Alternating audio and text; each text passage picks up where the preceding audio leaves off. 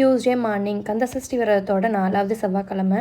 நான் வந்து 3வது செவ்வாய்க்கிழமை ஊருக்கு போயிட்டதுனால சாமி கும்பிடலை. சரின்ட்டு 4வது செவ்வாய்க்கிழமைக்கு பிரசாதத்துக்கு பாசிப்பருப்பு பாயாசம் செஞ்சு சாமி கும்பிடலான்ட்டு எந்திரிச்சு குளித்ததுமே பாசிப்பருப்பு பாயாசத்துக்கு பருப்பு வேக வச்சுட்டு அதுக்கப்புறமா தான் பிரேக்ஃபாஸ்ட்டே ரெடி பண்ணேன்.